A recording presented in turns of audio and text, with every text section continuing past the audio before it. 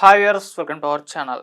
రెండు తెలుగు రాష్ట్రాల్లో సంచలనంగా మారిన లేడీ అఘోరి నాగసాధును పోలీసులు మంగళవారం ఉత్తరప్రదేశ్లో అరెస్ట్ చేశారు. ఆమెతో పాటు ఇటీవల అఘోరిని పెళ్లి చేసుకున్న వర్షిణిని కూడా అదుపులోకి తీసుకొని హైదరాబాద్కు తరలించారు. పూజల పేరిట 10 లక్షల రూపాయలు తీసుకొని మోసం చేసిందని, అడిగితే బెదిరింపులకు పాల్పడిందని ఓ మహిళ చేసిన ఫిర్యాదు మేరకు మోకిలా పోలీసులు అఘోరిపై చీటింగ్, బెదిరింపుల కేసులు నమోదు చేశారు.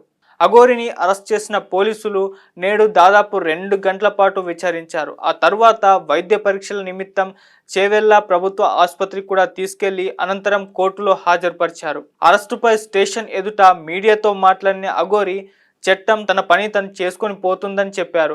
తాను పోలీసులకు, కోర్టుకు సహకరిస్తానని కూడా వెల్లడించారు. ప్రస్తుతం తాను జైలుకు వెళ్ళిన తన భార్య వర్షిణి తనతోనే ఉంటుందని కూడా తెలిపింది.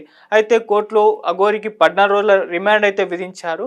ఇక బాధిత మహిళ ఫిర్యాదు వివరాల ప్రకారం 6 నెలల క్రితం లేడీ అఘోరితో పరిచయం ఏర్పడింది. ఆ తరువాత తరచుగా ఫోన్లో సంప్రదిస్తూ వ్యక్తిగత వివరాలు తెలుసుకొని పూజలు చేస్తే జీవితంలో మేలు జరుగుతుందని నమ్మించింది. పూజ ఖర్చుల పేరిట మొదట 5 లక్షల రూపాయలు, ఆ తరువాత మరో 5 లక్షలు లేడీ అఘోరి అకౌంట్లో జమ చేయించిందని బాధితురాలు వెల్లడించింది. ఆ తరువాత పూజలు చేయకపోగా తీసుకున్న డబ్బు తిరిగి ఇవ్వలేదు. చివరికి మోసపోయినట్టు గ్రహించిన ఆ మహిళ పోలీసులను ఆశ్రయించింది. ఈ మేరకు కేసు నమోదు చేసుకున్న పోలీసులు అఘోరిని అరెస్ట్ చేశారు.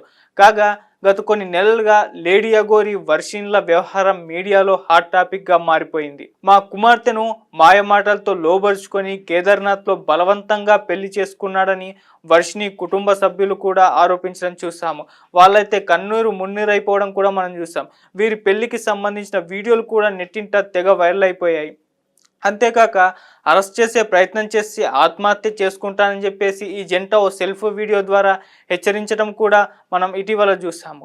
సో ఇప్పుడైతే తాజాగా అఘోరి అరెస్ట్తో ఈ వ్యవహారం మరో మలుపు తిరగడం మనం చూస్తున్నాం.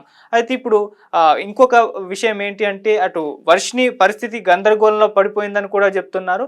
ఎందుకంటే వర్షిణి అఘోరి వీళ్ళిద్దరూ వివాహం చేసుకోవడం చూసాం. ఆ వీడియోలన్నీ తెగ వైరల్ అయిపోయి వర్షిణి ఎన్నో పలు ఇంటర్వ్యూల్లో మాట్లాడడం కూడా చూస్తాం. అయితే ఇప్పుడు అఘోరి అరెస్ట్ అవ్వడం, ఆమెకు 14 రోజుల పాటు రిమాండ్ విధించడం పట్ల మరి శ్రీవర్షిణి పరిస్థితి ఏంటి? శ్రీవర్షిణి పరిస్థితి గందరగోళంలో పడిపోయిందని అంటున్నారు. అయితే అటు అఘోరి మీడియాతో మాట్లాడుతున్న ఆ భార్య నాతోటే ఉంటుందని చెప్తుంది. కానీ శ్రీవర్షిణి మాత్రం పోలీసులు కౌన్సిలింగ్ ఇచ్చి ఆమె పేరెంట్స్ దగ్గరికి పంపించే అవకాశం ఉందనే చెప్తున్నారు.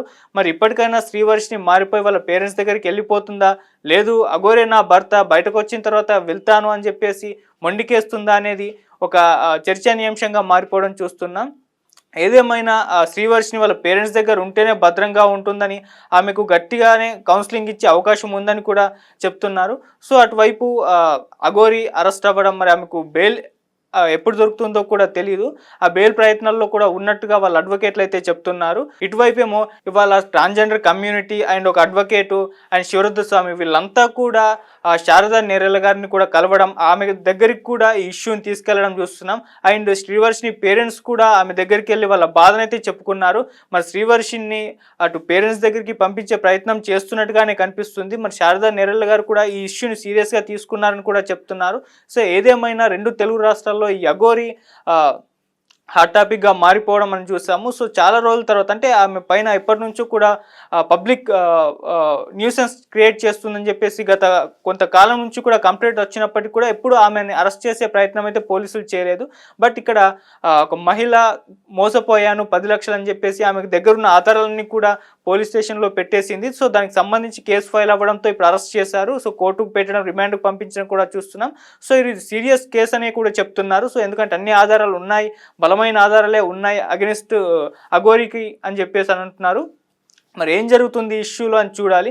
సో ఏదేమైనా Aghori and Srivarshini issue hot టాపిక్గా మారిపోవడం, ఇప్పుడు అఘోరి అరెస్ట్ రిమాండ్కు వెళ్ళిపోవడం, శ్రీవర్షిణి పరిస్థితి గందరగోళంలో పడిపోవడం చూస్తున్నాం. మరి శ్రీవర్షిణి కూడా మారి వాళ్ళ పేరెంట్స్ దగ్గరికి వెళ్ళిపోయి అఘోరిని మర్చిపోవాలని చెప్పేసి చాలామంది నెటిజన్స్ అయితే వాళ్ళ అభిప్రాయాలను తెలియజేస్తున్నారు. మరి శ్రీవర్షిణి ఎటువంటి నిర్ణయం తీసుకుంటుంది అనేది మనం చూస్తూ ఉండాలి. సో మరి చూద్దాం ఇది ఎక్కడి వరకు ఈ ఇష్యూ వెళ్తుందో. Thank you so much.